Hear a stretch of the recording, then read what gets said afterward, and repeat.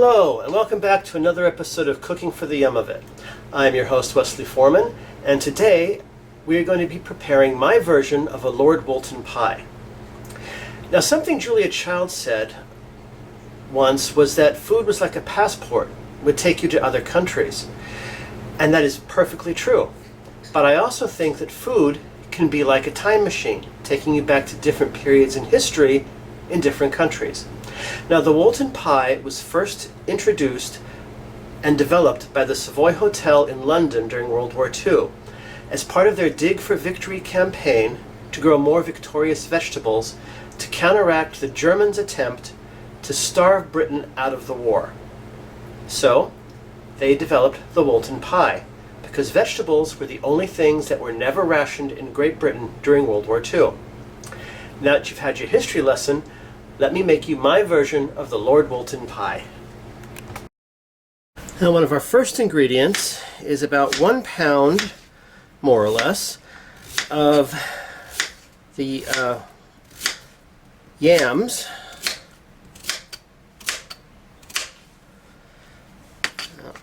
You can chop these any way you want, just make sure you're careful. I like to chop them like this. Let me set those aside. And next, now we chop a white sweet potato. This gives a slightly different flavor and a nice color contrast. And again, be very careful when you have a sharp knife next to your fingers.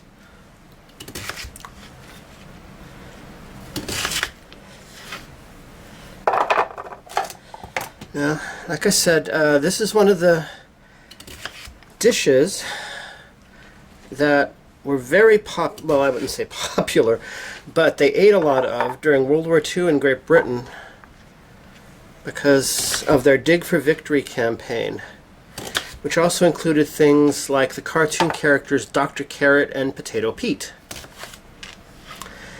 I'll let you Google those on your own. I first learned about them and this pie from an episode of Supersizers Go, also known as Supersizers Eat. It's a BBC series that I used to be able to watch on Hulu, hosted by Giles Corrin and Sue Perkins. Oh, I didn't get that part off of the peel. Where they would go through different periods of British culinary history, and this was from the World War II episode. Whoop. Missed that part too. And I thought that was a very interesting dish, so I tried looking it up how to make it myself, but I decided that the recipe originally as it was a bit too complicated and time consuming. So the version you're going to see today is not exactly the one that was developed at the Savoy Hotel.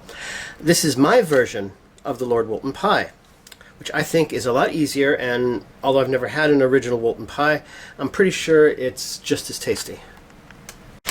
Anyway, another ingredient in the Woolton pie is cauliflower. Now, when I went shopping yesterday, they did not have cauliflower on the heads of cauliflower available.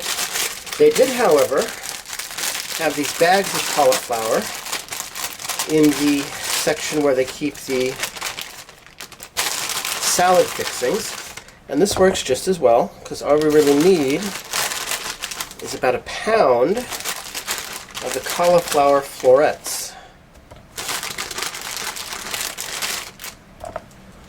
The rest I can leave for another time, or I can let my roommates have these as a snack, because I am not a very big fan. I don't like at all, in fact, raw vegetables.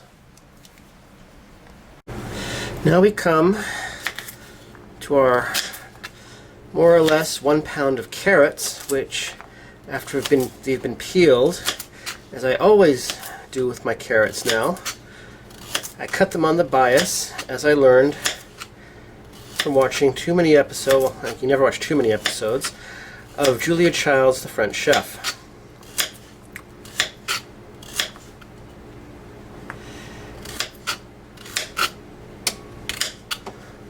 Okay. Now we're going to take a bunch of green onions, also known as scallions. A bunch is about 7. You can use more if you really like them, or less if you don't, or not at all if you really don't. Now we're not just going to use the white parts, we are also going to use the green parts, which is, I believe, also known as chives. Or at least they are when they're dried.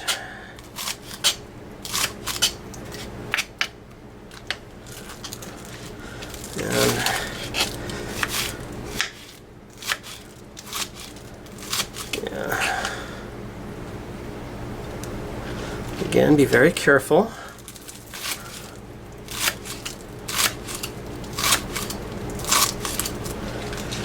With your fingers and your knife. Don't let the two get introduced to one another.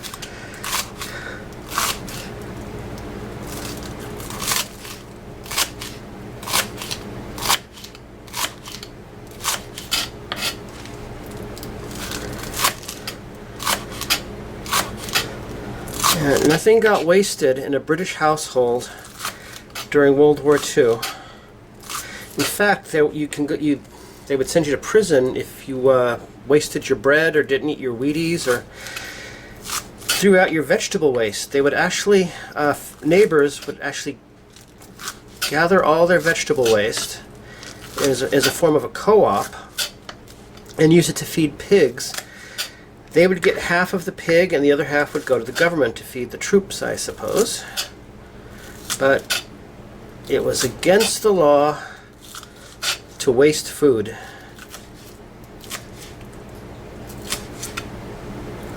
Imagine trying to do something like that in the United States during war, or even today, or during the war.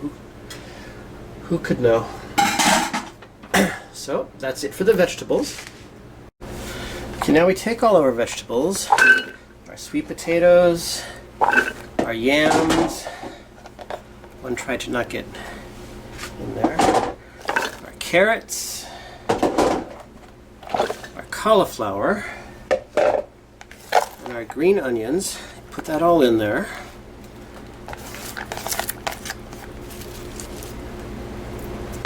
Oh. Remember, don't waste a bit.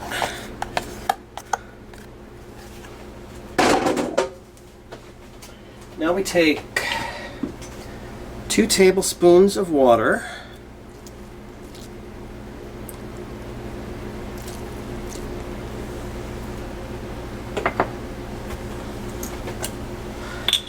three tablespoons of our extra virgin olive oil,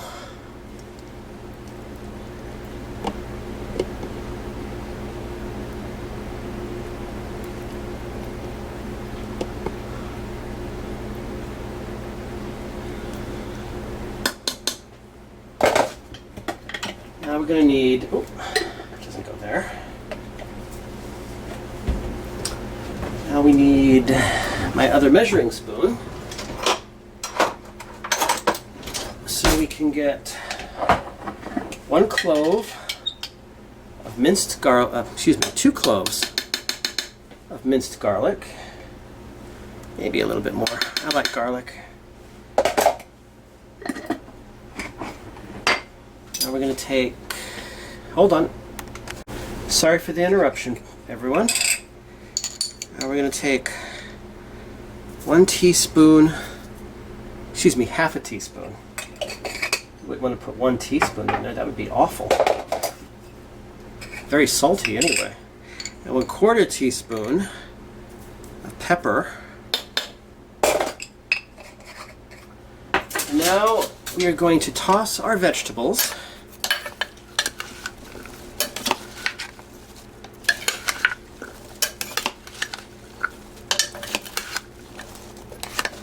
Them all nice and tossed.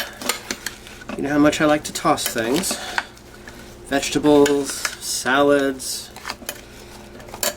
Oh, just call me a great big old tosser. Now we're going to cover this and we're going to cook it on low for 4 hours.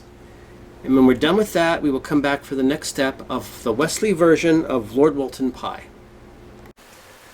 Okay, it's now only been 3 hours and just a little over 3.5 hours, but we're not going to need to go for the full 4 hours because the vegetables are already, as you can see, fork tender. And that's really all we need at this point. So, while we wait for our oven to reach 375 degrees, we can start with the other part of our Woolton pie, which is the crust, which I make using Bisquick. Again, this is something I don't know whether or not they had in Britain during the 1940s and 30s, but it's something we're using now because we have it, and it makes the recipe so much more convenient and easy to take care of and easy to do. Okay, so we need 2 cups of Bisquick. Watch my arm, sorry about that. And I am using a heart-healthy Bisquick because I am doing my best to make sure my roommate Michael continues to be healthy. Okay, so we need 2 cups of that. Put my measuring cups away.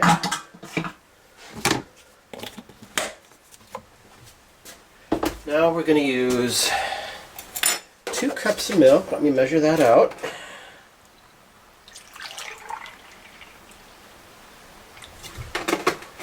I need to buy more milk tomorrow.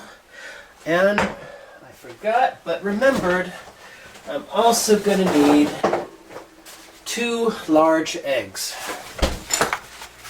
So let me get those ready as well.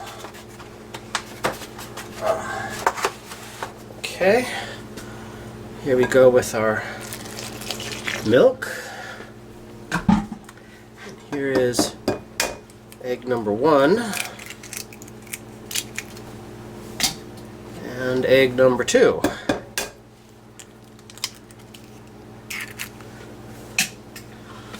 And we beat that until it's nice and smooth.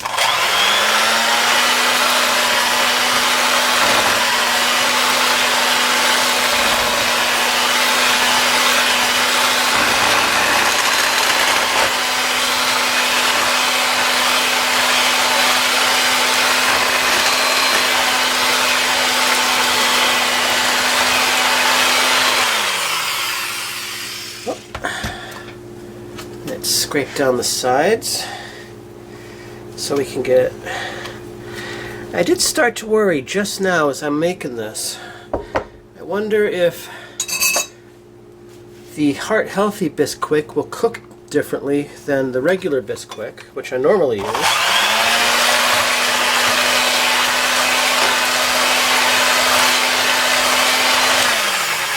But we're going to find out, I suppose. Let me put this here. Here we take our large 9 by 13 casserole, and we well and truly make sure we get that with the nonstick spray. And then I'm going to apologize in advance for my arms if I get them in the way. We tip our vegetables. Get in there.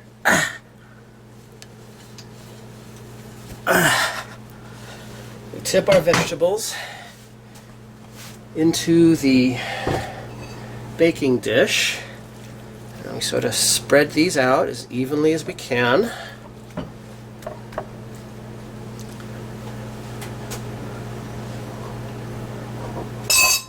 Now we sprinkle with some dried parsley. About 2 tablespoons should do it.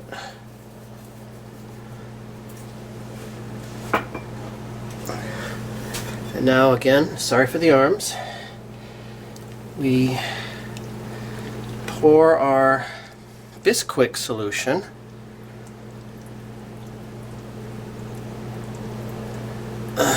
Okay.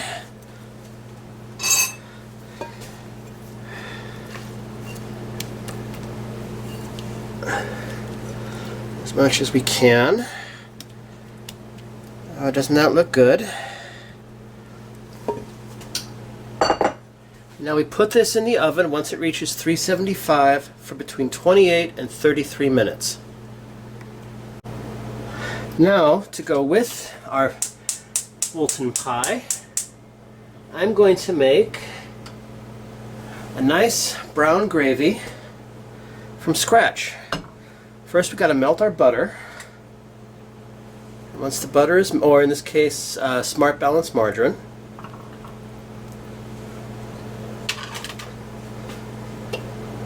So let's let this melt. And the reason we need to melt our butter is because the first thing we're going to do is we're going to make a roux. So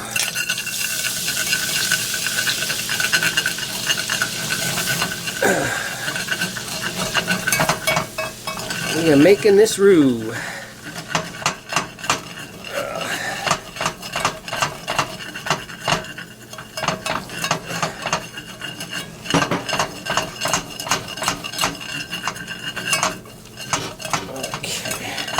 I've never made a roux before, not like this anyway. Although it does remind me of some other things I've made. Okay, and now we're going to add our beef broth. Oh.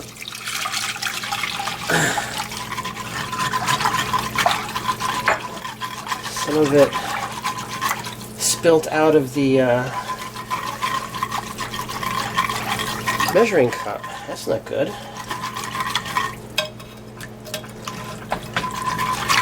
I'm going to whisk that into oblivion. And we're going to add our seasonings, some garlic powder, onion powder, and some salt and pepper to taste. Now we're going to bring this to a boil.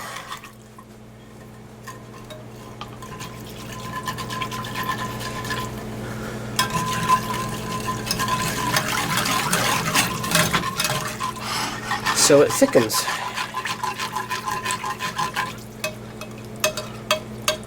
Some more of that roux off the side here.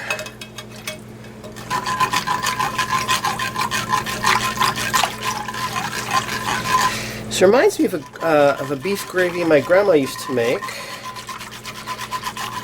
And maybe I could. She added thyme to hers. I think I'll add a little bit of thyme to mine. Not a whole lot. I don't want to overdo it because the recipes are different.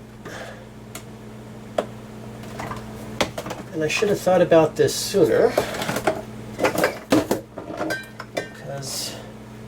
I've got my parsley, I've got my sage, I've got my rosemary, but where is my thyme?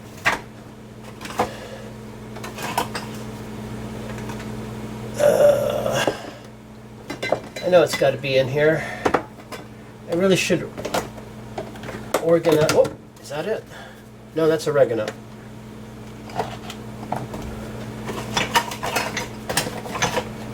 Okay. Well, I can't find it right now.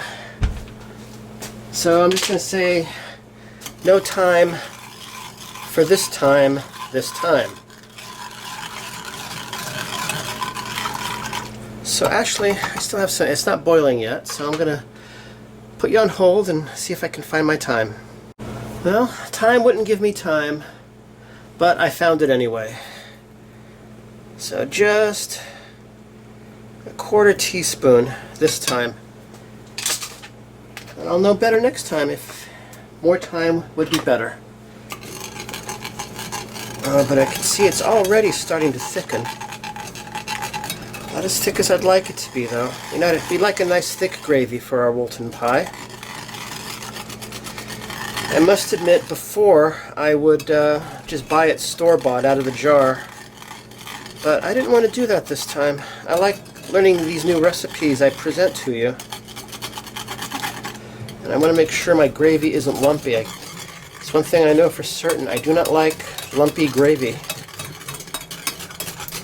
Which is odd because I do like slightly lumpy mashed potatoes.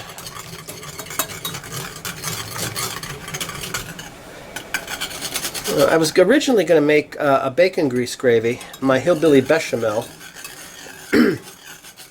But as I see, with my roommate with his heart condition, we have to try to make things as heart healthy as possible while still enjoying life.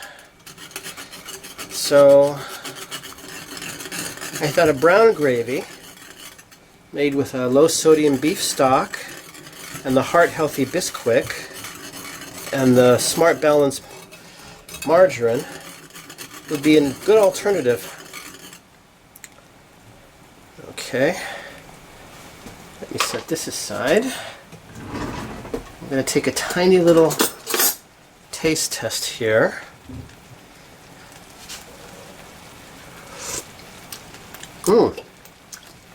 Oh, that is good.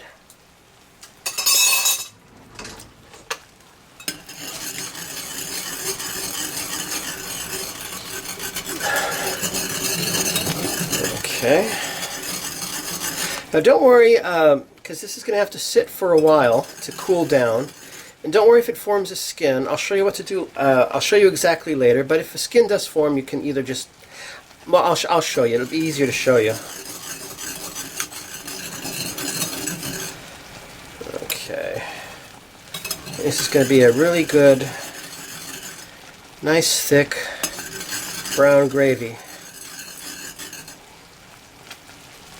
And now I'm going to turn this down a bit, just to keep it warm.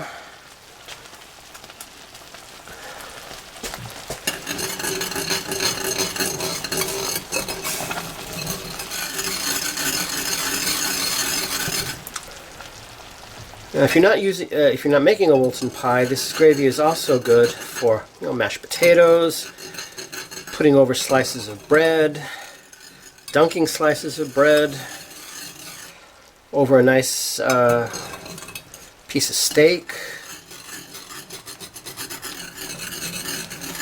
Gravy is good for just about anything. That's why they call it good gravy. Okay, I'm going to let that sit now, and when I come back, everything should be ready to go. I almost forgot to do this.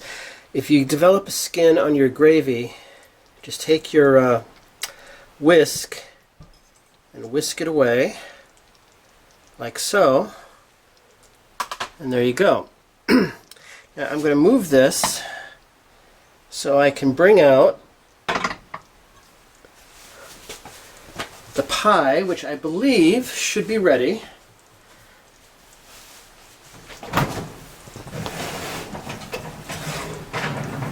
Okay. Now, as with any baked item, we're going to poke it to see that the knife comes out clean. So far it has. But I'm going to give it just a couple of more minutes in the oven anyway. I'm going to give it a little bit more of a nice brown coloring on the top. So, back in 5. And there you have it. Just double check one more time. Yep. Comes out nice and clean. Even in the middle, which is, anyone that's ever baked anything knows, is always the spot where you have the most trouble.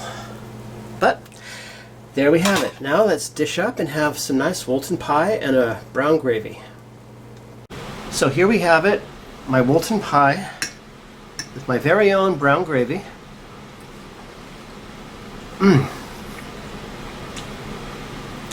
Definitely a delicious treat. I can see why now, aside from their fighting spirit and the help with the United States, why Britain won the war. Woolton pie. And their Dig for Victory campaign. Well, that's it for this episode. I hope you'll tune in for my next episode, which will be following the coronation of King Charles III, where I will be making my dessert of a night of individual fruit mixed berry trifle. So until next time, please remember, like if you enjoyed this, subscribe if you haven't, feel free to comment down below, and always remember, eat and enjoy. Goodbye.